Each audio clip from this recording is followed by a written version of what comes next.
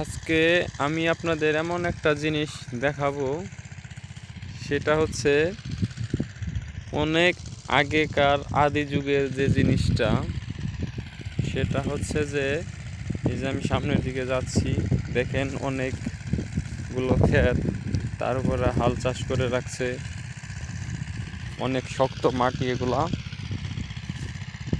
হ্যাঁ, তো অনেক আগেকার একটা জিনিস দেখাবো, তো দেখি সামনের দিকে যাচ্ছি।